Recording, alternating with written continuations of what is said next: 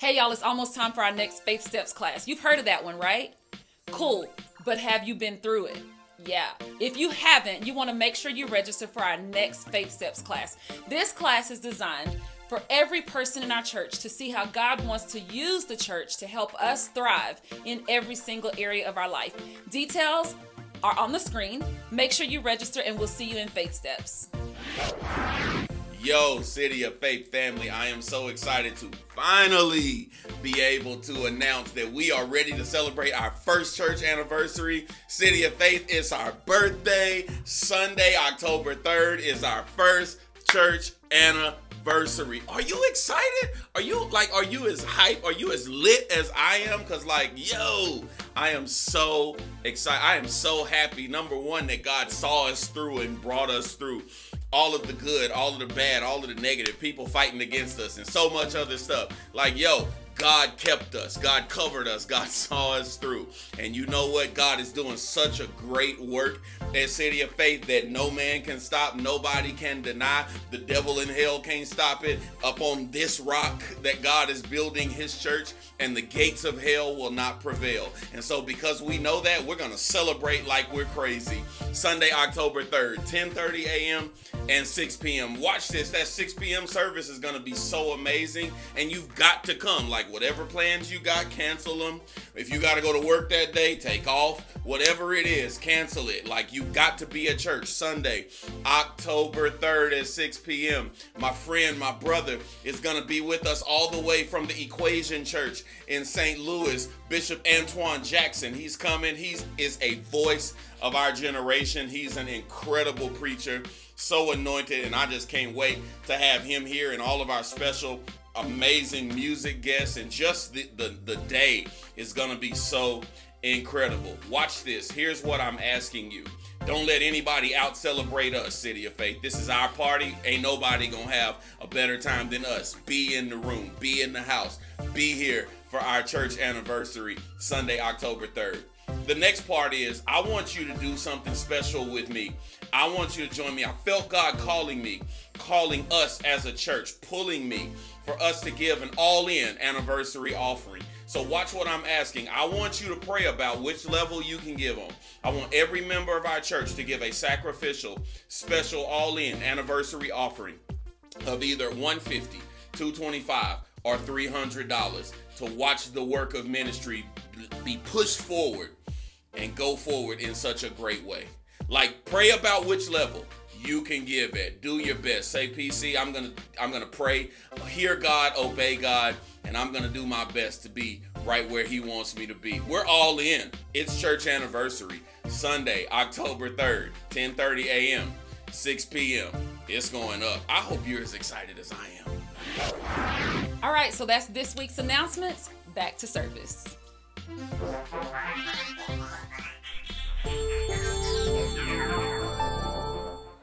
I want to pick up on this word from last Sunday.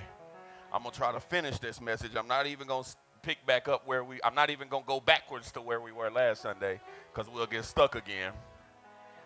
But this thing matters. Tell somebody this word matters for your life. Come on. This word matters for my life. This word is for me. Woo. I believe. That's in the word, I promise you. That's in the word right there.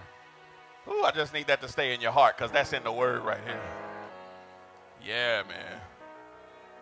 I don't know why I hear this ringing around in my spirit, but for every person who's found your life under attack or found your life in crazy way, I hear this thing rolling around in my spirit, and I want to just make sure it's rolling around in your spirit, that greater is he that is in me than he that is in the world.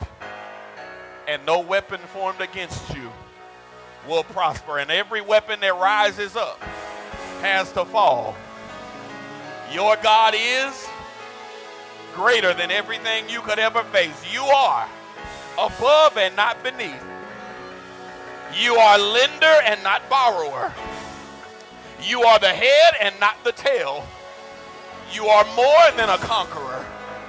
You are more than an overcomer through Christ Jesus. And I reckon that the sufferings of this present time are not worthy to be compared to the glory that will be revealed.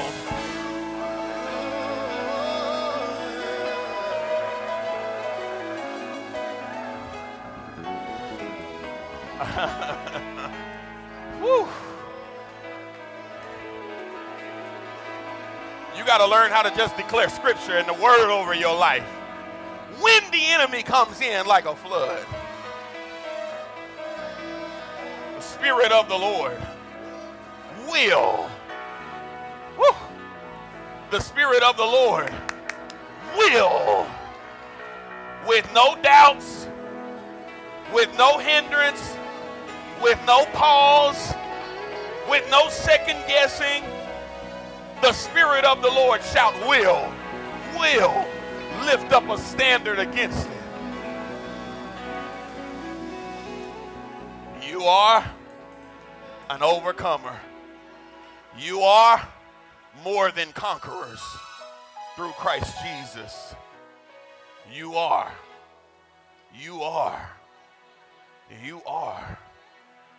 Oh, come on. So I want to finish up my plan. I have to finish this all-in teaching series, y'all. Will you let me finish it today? Okay. Who said take your time? I knew. My God, that take your time just does something to your spirit, don't it?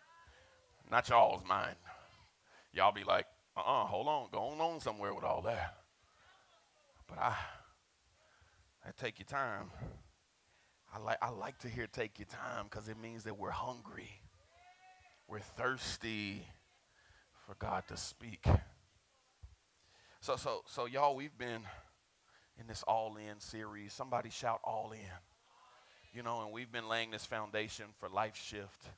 We've been laying this foundation for God to really shift our lives where we step into a new level of living for Jesus. And in order to step into a new level of living for Jesus, my life has to have a commitment to worship. And worship is not simply something that we do in church. Worship is a committed lifestyle that says, I'm going to show God's worth in every area of my life and with everything that I have. How do we define worship, City of Faith? Let's define it right here. I want to put a definition to worship. It's my first thought. These are in your app. You can really go back and catch the notes from last week. It's still there because we're doing the same word. We're just finishing up last week's message. Worship is expressing the worth of God with every part of me. That's what worship is. Expressing the worth of God with every part of me. The best way we can simplify and define worship and how it has to engulf and encompass our entire existence is to be all in. How are we all in this season, PC? I'm all in with my attention. I'm all in with my action. I'm all in with my attitude. I'm all in with my attendance. Come on, I want to be present for what God is doing.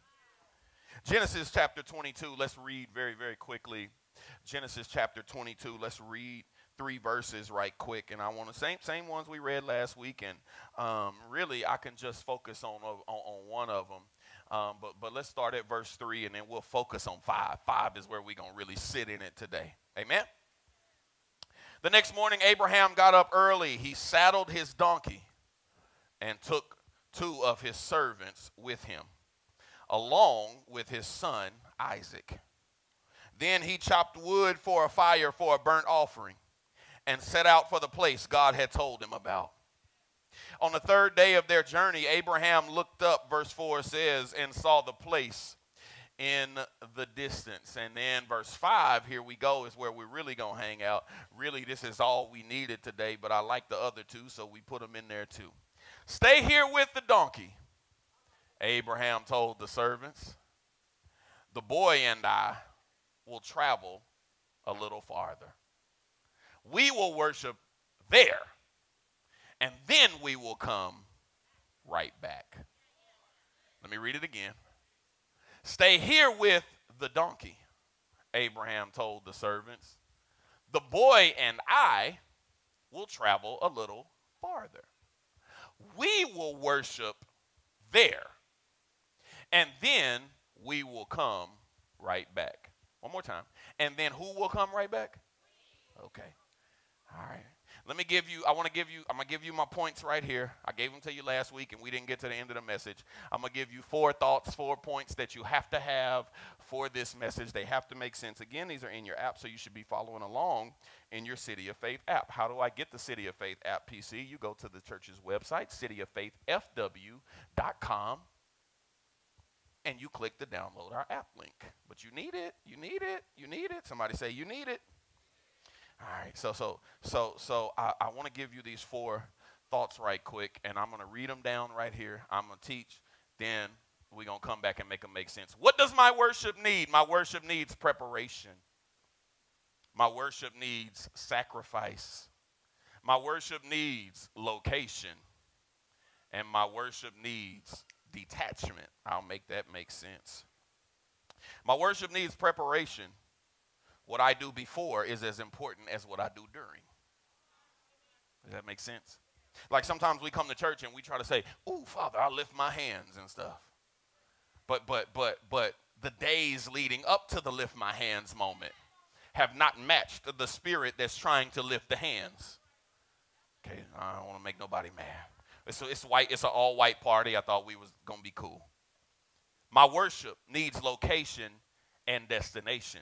Watch how Abraham tells the servants, me and the boy will worship there. Y'all stay here. We'll worship there. God tells Abraham, go to Mount Moriah and worship. Okay? My worship needs a sacrifice. Give God what you love.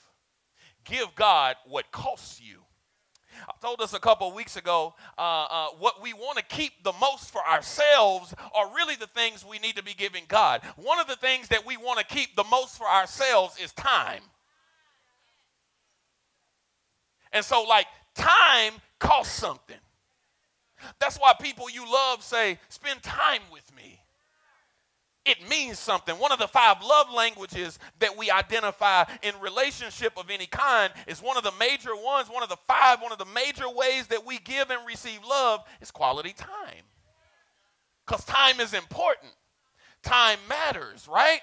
Anybody whose love language is quality time, wave at me. You know your love language is quality time. Okay, so then that means you ought to know that God is requiring, God's love language is time too. Okay. All right, let me keep going. My worship also needs detachment. Hear me. Abraham tells the servants, y'all stay here, we're going there. And in some seasons of your life, I don't want to get ahead of myself, but in some seasons of your life, the reason that you can't see God is because you won't get away from them. In some seasons of your life, the reason you can't hear him is because all you hear and all you're surrounded by is them. And until they go, he can't show up. Okay, let me keep going. Okay. All right, I want to preach. I want to teach. We talked about some heavy stuff. I'm not going to go backwards. I want to find where a good starting point is for me right here. I want to go back and find me a good starting point.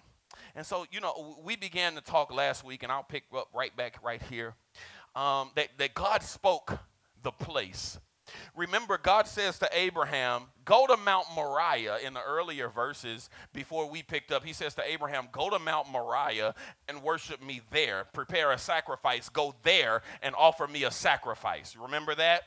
That's how we got here. God says to Abraham, go to Mount Moriah and offer me a sacrifice. And Abraham says, yes, sir, I'm going. He starts to saddle his donkey.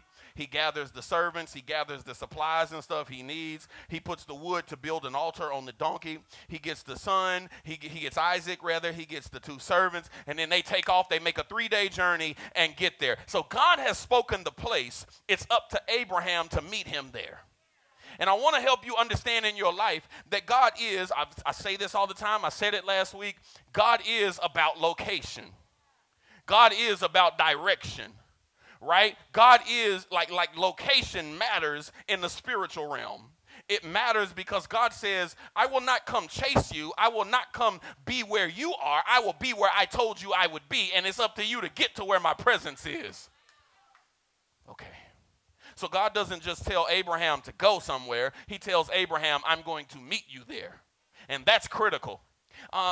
Because what I've understood, everybody in this room has been to a doctor at some point in your life, and what you understand is you can't just show up because the doctor ain't gonna be there. If you just show up when you want to, you have to go to the doctor's office at an appointed time. I'm preaching, y'all gonna miss that. And so if the appointed time is not set, then you don't have anybody to reach. You don't have anybody to meet. So the thing about appointment is that God says, I will set an appointment with you, and I will be where I told you I would be. And if you would show up, I'll give you everything you need at the appointed time in the appointed place. Oh, I don't want to go backwards to last week, but it's hard. He says, meet me at Moriah. Having a culture of worship in your life and in our church, and being all in, it means responding to God unashamedly. What do I want to see City of Faith be? A culture of a church, a culture of a fellowship, a culture of a family and a household of faith that says we respond to God without any shame. I don't know how much y'all like social media. Y'all do social media. Maybe you like me. I really like Twitter. I spend a lot of time on Twitter, maybe too much sometimes. Different conversation, different day. But I remember a few years ago, there was this social media thing called Vine. Y'all remember Vine? Maybe? Kind of, Okay. And like on Vine, they would use these little short videos. They would just make little short videos, and I remember there was one in particular. It circulated through all the platforms, I guess. There was this little video where this man ran around the grocery store, and he had a spray bottle of some stuff called Shout. He would go to the grocery store and walk up to random people and spray them with a bottle of Shout. And whenever he would spray them with Shout, they would break out and just start shouting right there. You trying to get some milk out the refrigerator in the grocery store. He walks up and sprays you with Shout, and then they just go to bucking right there in the store. And it was a joke, and it was funny. But I laughed so hard. And then God said, but I wish everybody was not ashamed to just unleash for me at every moment. We've become a culture, family, of people who give God what looks good and not always what he wants. We give God what ain't embarrassing. We give God what doesn't make us stand out too much, what doesn't make us stick out, what don't make us look crazy, what doesn't make people look at us crazy. And so like in order to be all in, we have to have a culture that says we respond to God with no shame. I'm unashamed to respond to God. I'm finna go somewhere. I remember that I used to get whoopings at church. Anybody ever got a whooping in church? Okay, two of y'all got whoopings at church. The rest of y'all act like y'all was good and holy angels at 7. Let me flip it. Y'all be whooping y'all's kids in church because I be seeing y'all when I'm up here. Y'all don't whoop them no more. Y'all try to reach back there and pinch their little arms and stuff. You stop playing, stop moving. You be trying to like pinch them and twist them because I know your kid's bad. It's okay. I used to get whoopings at church. And one day I said, dang, that's probably another whooping. Why you can't wait till I get home to whoop me? You know what I'm saying? Like, I used to be like, why I can't get a whooping at home? And what was the answer? Where you act up, it's where you get, okay, it wasn't necessary. I still got trauma from church whoopings. My mama want to shout on that. I'm like, yes, that's amen. God didn't want that praise. So the thing is, I couldn't understand why, if I acted up at the store, my mama would slap me at the store. I remember one day my mama came to my school, and I'm in a conference with the teachers. I've been acting up, I admit. You know, good kids don't have to have conferences with the teachers, I don't think. And I remember sitting in the thing, and my mama used to wear big rings. I got the mic. It's my turn. They say amen now. And I remember sitting in this room with all of the teachers, and like they all had something to say. I'm like, dang, it's like that, fam. Y'all just be, y'all. That's what we doing. I thought we was better than that, you know. They just all started telling on me. They all had something to say. And my mom slapped me right there in the class in front of all the kids. I'm sorry, not the kids. In front of all the teachers, rather. It was just teachers. It was just a conference. And so I was like, well, man, couldn't we have talked about this at home? Can't we reason? Can't we, like, let's just negotiate? And the problem was, it was that you need to get snatched up where you act up. Because you need to remember that I'm going to put a mark on your mind that the next time you decide to try to act up right here, you're going to remember a slap that came across your face right there in that moment. And God says, see, that's why I'm just looking for some people who are all in and want to respond to me without no shame. That when I show out in your life, I wish you would just learn how. I went to work tomorrow and I got a raise, and God said, you ought to give me praise right there. I went to my mailbox and there was good news in the box, and I just went to start praising God right there in front of my house. I didn't care if the neighbors looked at me crazy. Where he showed out is where I'm going to praise him. Come on, family. So God said, I just want some people who going to like give me what I deserve right where I show up. If I show up right there, put a praise on it right there. Mark that season and that space and that place with your praise. So, okay. So like the instruction was, take Isaac to Mount Moriah and sacrifice him at the place that God would show you. He says, I'll be present. I'm going to come and I'm going to be there. So I'm not saying go over there and I'll call you or send you a letter. I'm saying go there and you'll meet me there. You'll know you're there because I will speak. And I wish sometimes you would understand that seasons of your life have been marked by the presence of God, that when you got to a certain place, you felt like you were in the wilderness, but you heard God's voice. I wish somebody would come back to me. And sometimes what you felt like was the worst season and the hardest season and the worst moment were the moments where God spoke the loudest and he marked your life with his presence. Ugly situations were marked by the voice of God, the presence of God. I remember Jacob, the grandson of Abraham, the son of Isaac, later in the book of Genesis, running for his life, hiding in the wilderness. The Bible said he laid down on the ground and used a rock for a pillow. And he said, I went to sleep and I had a dream and I saw a ladder that went all the way to heaven. Y'all heard of the ladder? He said, I saw a ladder that went all the way to heaven. And there were just angels going up and down constantly from heaven to earth. And he said, when I woke up, he said, I didn't even know I was in the presence of God. He said, surely God was in this place, and I didn't even know it. And I submit to you that sometimes what feels like you're by yourself and the devil has won is really the place that God wants to show up on your behalf and move and show his presence. So watch this. Although the servants were called to the journey, they weren't called to the sacrifice. Let's teach that. Let's teach you that. The servants were called to go with. They weren't called to go in. I want to say it.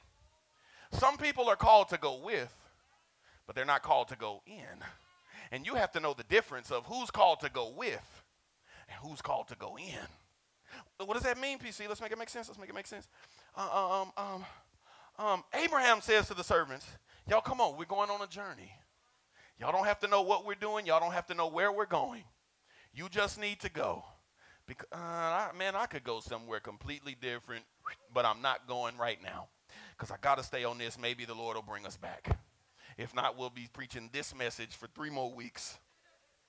So the servants are going with Abraham, and they get there, and all of a sudden he says, all right, this is y'all stopping point.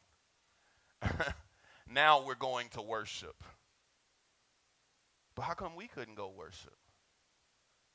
We could come with you, but we couldn't go in. And I think there's a principle at work here that we need to know. That everybody, okay, let me say it the way I want to say it. People can't comprehend what they are not called to. All right. Because you'll be surrounded by people who will question your level of sacrifice. Because they don't understand your obedience level to God, and they don't understand your worship, and so they'll begin to question what you do. And so that's why you have to learn how to give everybody a stopping point.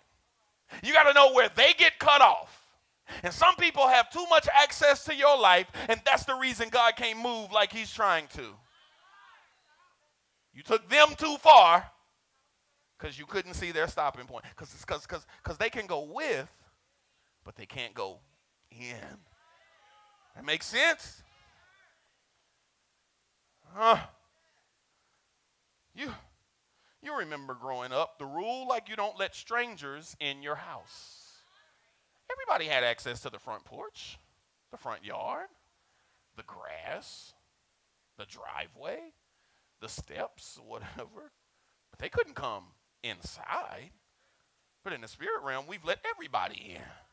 And we begin to say too much, and we share too much, and we tell too much. And now we don't even have to wait for the devil to guess where to attack us because we've told the enemy, right? Everybody can't go where God is calling you. Hear me. These servants were submitted to Abraham, but they were not called to his assignment. They were submitted to Abraham because Abraham said, let's go. And they came on, right? They didn't have answers. He just said, get ready, we're going. They don't know why we're going. They don't know where we're going. They just know we're going, right? And so then when they get to the point, he says, y'all stop here. And they had to stop because that's what surrender looks like. Because the same way God said to them, God said to Abraham, go 3 days. When I tell you to stop, stop, because you're there. He had to say, so Abraham had to be so submitted that if God said stop, he stopped. And then the servants had to be so submitted that when their master, their leader said stop, they stopped. And the reason many of us have missed out on areas of blessing in our lives is because there's no level of surrender. I don't know what you're submitted to. I don't know what you're submitted to. About 3 weeks ago, y'all, this is wild because this was more than 3 weeks ago. It's about 2 months ago now. I didn't have a car. And I got a call from somebody that said, hey, your pastor told me to send you these details about Tulsa. He's in Tulsa. I said, oh, okay. When? Like, we'll be there at 2:30. It's like 10 o'clock. I said, oh. He said, all right, how far is that? Come meet us. I was like, dang, okay. I said, well, we stand right here. We land at 2:30. We'll be there at this. I said, okay. So I called my mama and said, I felt like Felicia on Friday. I said, hey, mama, I need to borrow your car. I felt like Felicia. I didn't have no car. Paul, I didn't have a car. And I was like, dang, mama, I need to borrow your car right quick. Right quick. And I'm going to Oklahoma. And I'll be back in a couple days. I'll be back tomorrow. But when I showed up, it's wild because there was a level of sonship on display that when my leader said, show up, I made it happen. I didn't need notice. I canceled what was in front of me, and I got in my car. Well, I got in my mama's car because I didn't have a car. But I got a car now. I got a car now, though. Woo! Trick or Trail is in the building, baby. We out here. Okay. We're not. Okay. All right. Let me not be in my flesh. So it was. I got in my car, and I showed up, and the sonship is on display, and I believe that many times blessings in our lives can't be released because there's not a level of surrender to anything. We get so mad at stuff like, man, permission to be controversial for like 1 minute. You know the verse that gets most people up in arms about the Bible? It says, slaves, obey your earthly masters. And you know what's crazy? Like, we've made that be everything but what it is. First of all, be with me. That word means bondservant. In other words, it is a person who has willingly submitted themselves as a slave. Such as, hear me, such as when you put in an application to work there. Oh, you don't like that. They didn't call you and say, will you please come work here? You knew how much it paid before you applied. You knew the hours before you started. You asked them to take you. And then when you got there, you got mad because you had to do what you asked for. Walking around talking about, I hate my job. You asked for it. It's you. And so we get mad because the Bible says, slaves, submit to your earthly, like bonds. Okay, employees, submit to your bosses. Uh-oh. Now we mad. And so many times, like, we're upset. And so it's like we don't understand that we're missing blessing in our lives, natural and spiritual, because we won't surrender to nothing.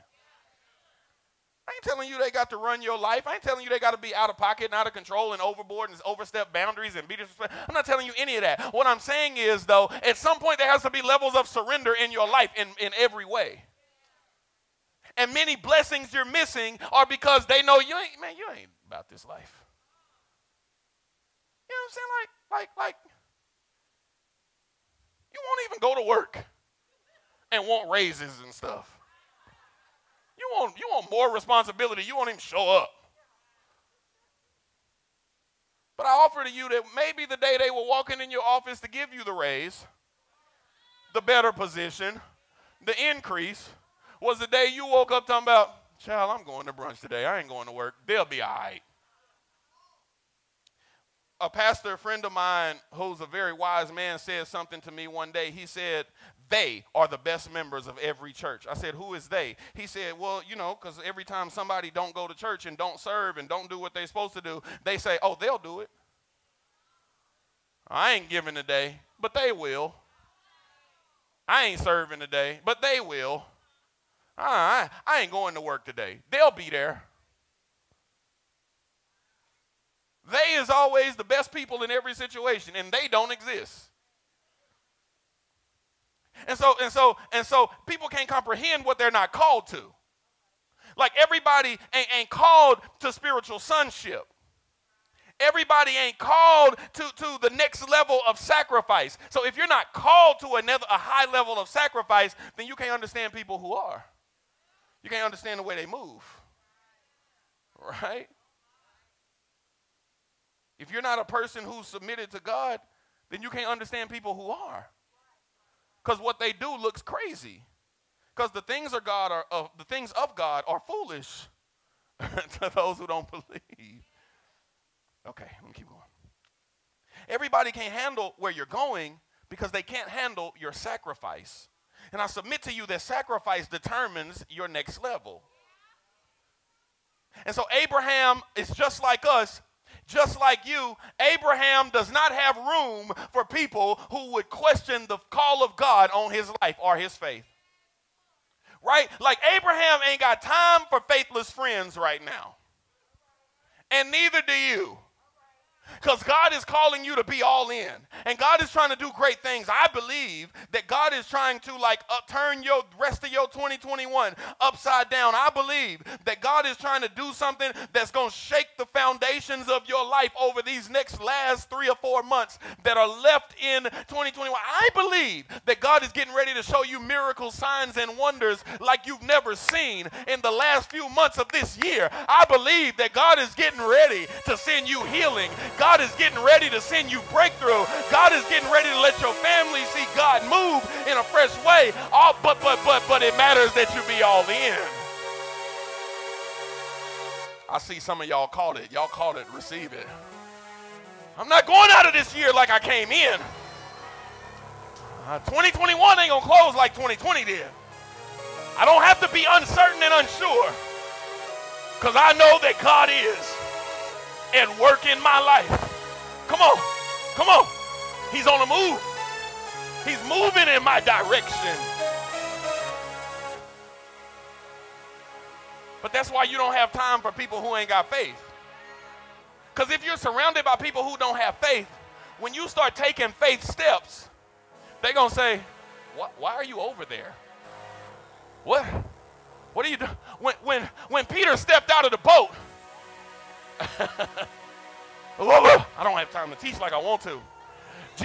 Peter said, Lord, if it's you, bid me to come. Tell me to come too. And Jesus said, come. Watch this. What I love about that word and that story is that he didn't say, Peter, come. He said, come, which meant that everybody in that boat had the ability to step out and walk on that same water. Why? Because they were not walking on the water. They were walking on the word of God. They were walking on the voice of God. They were walking on the call of God. And if you would walk on the call of God, woo, it would show you the ability to do things you never thought you could do. They wasn't walking on water. They were walking on that word. But Peter was the only one that had enough faith to get out and go. Jesus said, come, and Peter came. And the rest of them sat there looking. Is he going? Peter, can you swim? We're going to stay back here, just watch. We're going to get our phones and record so we can go live on Instagram. I just need to offer something to you, City of Faith. Don't let me be seeing a miracle and you going on World Star. Don't let me be having a miracle and you live on Facebook. Don't let me be experiencing the goodness of God and you out here trying to text somebody about it. If God is moving, he's moving for all of us. You better get up and go get it. It's for you too. Somebody shout, it's for me too. Come on. Aye. But so you don't have room for people who question your faith. So that's why sometimes you got to tell them, you stay right here, I'm going over here. Because over here is the deep water, and if you can't swim, you need to stay over here. When we had our pool party a couple of weeks ago, I can't swim, so I wasn't getting out. All these boys was jumping off the diving board and all that. I said, let me keep my ugly self back here. I can't swim. I'm not going out there for y'all to be having to try to save me with these lifeguards and stuff. You better go where your faith will allow. So sometimes what's happening is, you're taking people in, and they're, can I just be me today? You're taking people in. Man, I need to say this, but I don't really have time to explain it and make it make sense. But I believe that there are 3 levels of life. Okay, so when God calls you to something, you picture, man, I need my board for this one, but I ain't got it. It's okay. I'm going to just try to make it make sense. I'll come back and teach it later. I'll teach it next week, I think. So there's layers and levels, just like your house. When you get ready to go, your house does something, right? So you get ready in your bedroom. In your bedroom, ideas are conceived. I want you to be spiritual. Things are conceived in the bedroom of your life. But then there's also like the foyer of your life, where it's like, you know, a lot of people have a mirror that before you walk out the house, you walk by the mirror and you start to look around it. You start to look at it. You start to look at your shoes and make sure you look good. Did these pants fall the way I thought they were? Does anything show? Right? So like we have all of these different areas of our lives, and the problem is we're taking the wrong people into the wrong rooms. In your house, the bedroom is an intimate space. So you don't take everybody into your bedroom. Just because you can come in my house, you can go in the living room, you can maybe go to the kitchen, you can go to the garage, you can go to the bathroom, but you can't go in my bedroom. And so we're taking the wrong people into the wrong space, and as a result, what we're doing is inviting birth control.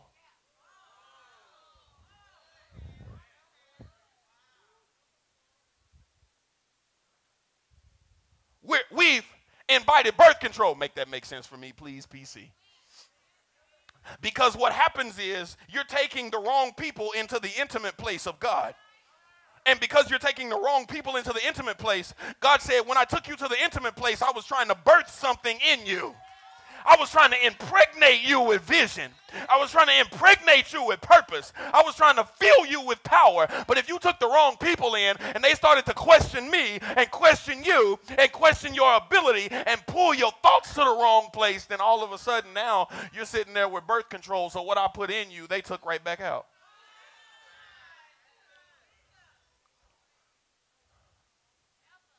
That's why you got to be careful.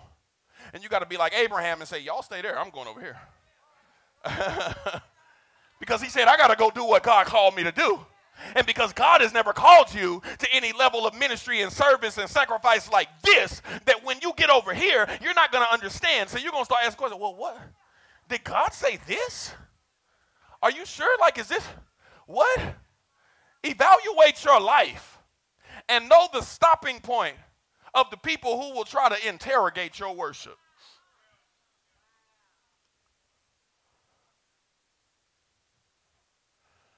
Because what happens is people asking the wrong questions at the wrong time will kill your faith. It'll kill your ability to believe. It'll kill your ability to see what God is saying and doing. And some people are birth control because their presence kills what God is trying to create in you. You ever come in and known God like, oh man, I'm so excited, like this thing God said, I just feel God. And you say, man, you call your friend or you call somebody and say, man, I got this thing, I think I'm going to do it. Like I just, and then they start saying, oh, really? I mean, you think that's a good idea? I don't know, man. I'd probably be, right? And so by the end of the conversation, you sitting there like, oh, I was excited. Now I'm discouraged. Now maybe I wasn't hearing God. Now maybe it wasn't a good idea because those people are in the intimate place of your life and they are birth control. So what God is trying to birth in you, you have allowed the wrong people to come in and it has killed, okay.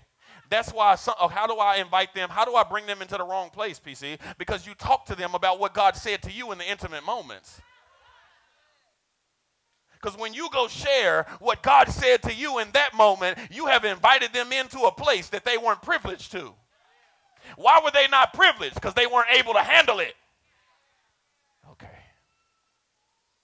That's why when God says something crazy to me, I only share it with a couple people. When God says something prophetic to me, I can't share it with everybody until I know God is ready to release it. When God says, teach this thing, I'm like, oh, Lord, let me chew on it. And then I'll call a couple people. But I have to call the right people. Because if I had called you and said, oh, yeah, you got birth control people around you, you'd be like, what? What are you talking about? Right? And so like it matters that you bring the right people into the intimate places of your life.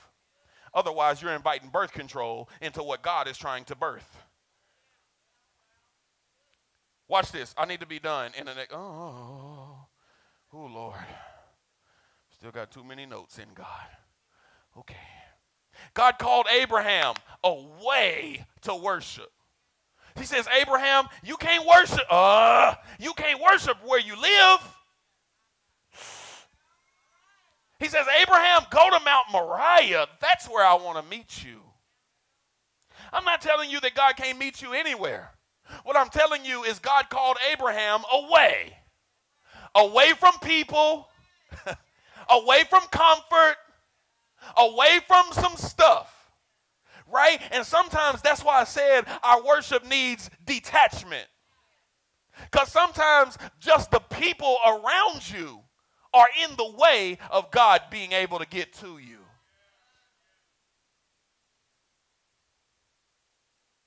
Yo, I hope that makes sense. He says, Abraham, go away. Don't worship right here.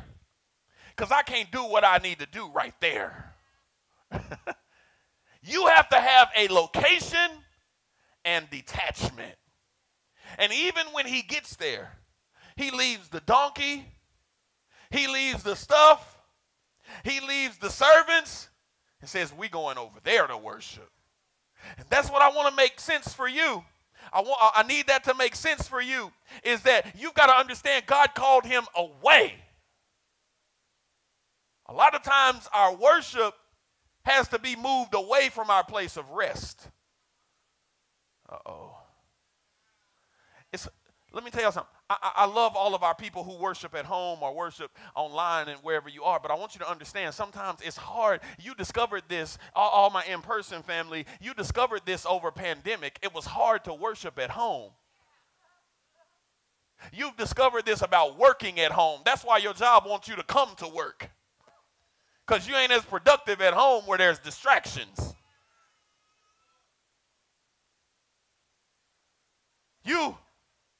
I struggle when I'm trying to work at home. I be at home and like, oh, what's in the kitchen? Oh, what's on TV? Oh, man, I say, oh, the dog is over there. There's birds out the window. Like, who drove by? It's just all these distractions and stuff. And so I have to often get up and get out of my place of rest. Because my place of rest, my body defaults to, I just want to rest. And God says sometimes where you get comfortable is the place where you do the wrong things. And worship requires a little bit of discomfort. Worship requires you to get uncomfortable. That's why we used to say that song they used to sing, and I'll become even more undignified than this. What does that mean? It says, like, I've done things that make people look at me crazy, but I'll do even worse just to worship God. Right? And so when you think about your life, worship, sometimes God says, I need you to get uncomfortable to worship me. We don't want to give God nothing that costs us nothing and nothing that hurts. I need you to know God says sometimes I need you to get up and get out of your place. Get up and get out of your flesh. Get up and get out of your lazy place. Get up and get out of the place that's comfortable and complacent. Get up and get out of what you've always done and do something different. I need you to get up and move away, Abraham. Worship requires sacrifice, and sacrifice is the opposite of rest. Oh, sacrifice is not comfortable, y'all. Sacrifice is the opposite of rest, right? Like, think about it. God created the heavens and the earth, and then he rested. Work is the opposite of rest. You go to work for 8 hours, you rest for 8 hours. You can't do both at the same time. Some of y'all try. But worship requires sacrifice. And God can often be calling you away from a place of distraction, away from a place of comfort. And he said, Abraham, I need you to move away from distraction because you can't have discernment where there is distraction. I wish somebody would write that in your notes. I'm trying to be done. Let me finish, I promise, but write that in your notes. You can't have discernment in a place of distraction. And the problem with this narrative is that the tension in the text presents for us that Abraham had to have discernment. He had to discern who to bring with him. He had to know where to go. He needed to know how far they could go. And he needed to know when it was time to go. Like Abraham needed discernment in order to effectively go and do what God told him to do. Right? And then he comes and says, we're going to worship right there and come back. And I want you to understand something. When we look at this word, when we look at this thing, we know that this story is that God told Abraham, go and sacrifice your son. But then when he told him, he took him over there, the Bible says Abraham told them, we're going to go worship. But the Hebrew word that's used for worship right there is shakah, or to bow down. Now, we talked about this in the first week of All In, remember? He says, we're going to go. The word that's used right there for worship, the Hebrew word for worship that happens right there in that verse, the first time worship is mentioned in the Bible, we talked about the law of first mention. It's going to carry that meaning, all of that stuff. But the first time worship is mentioned, he says, we will go and bow down. We're going to go over there and bow before God, and then we'll come back. And I love that because I've asked us over and over and over. I said this first week. I said, how is it that one of the main ways that God calls us to worship him is something that we see as too much? We don't bow before God. But that's what we're doing. That's the Bible. The very first time we see the word worship in the Bible is right here. And he says we're going to bow down. Why? Why? I want you to understand. Abraham and Isaac went to a place where God was and bowed before him. That word, shakah, that Hebrew word means to bow before a superior being. You don't just bow, you bow before something. I want you to hear me. We don't bow if we don't see God. We don't bow if we don't know God is present. We bow in submission. And so I love the double meaning of this word here because he says me and the boy are going to bow before God. And what he means is I'm going over here to put my will on the back burner and do the will of God. Sometimes in order for me to obey God, it requires that I have to go do what he says, and I have to bow in order for him to stand. I decrease so he can increase. I sit down so he can stand up. Like I bow before his will. I bow my desires to his desires. It's the picture of submission. Some of us can't bow because we won't bend. Some people can't bow because we won't bend. We're not submitted. We're not surrendered to God. So when God says go left, you say, no, I don't want to go left. That don't feel good to me. I'm going right. I think I know better. It's the picture of submission. We are submitted to God. Abraham, the servants are submitted to Abraham. Abraham's son is submitted to him. He made a promise to Abraham that there would be an Isaac. But he knew there would also have to be a Jacob. And if Isaac doesn't come back down that mountain, then God is a liar. And God can't be a liar because every word that he says is true. I need you to hear me. That's why we've got to worship when we don't have all the answers. They went up the mountain knowing nothing, but they trusted him enough to worship. Walk with me. They didn't have the answers when they took off walking, but they trusted him enough to worship. And he said when Isaac started to ask questions walking up the hill,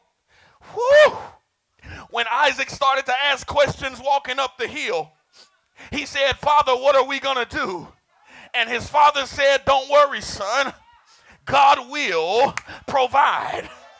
It's the same way as when Jesus stands in the Garden of Gethsemane and he tells the disciples, y'all stand here and pray for an hour. And when they start praying, Jesus comes back and he says, can't y'all tarry for an hour? And Jesus stands before the Father and he says, Father, let this cup pass me by. But nevertheless, if this is the only way that you can get the glory out of me, then so be it. Not my will, but your will be done. And it's the same way Isaac said, all right, Daddy, I don't see the answer, but I trust you because I trust the God in you. And his father gives him 3 words to comfort him. He says, God will provide. And I just want to offer and submit this one thought to you right here, and I'm done. But I hear prophetically God speaking over your life. What is he saying, PC? God is saying, I hear it, I hear it, I hear it. He says, I need you to understand that you might be walking through life right now thinking that you're at the end of the road. But just know that I know how to turn it around on your behalf. Is that all Isaac knew was his daddy picked up a knife to sacrifice him to God. But right at the moment,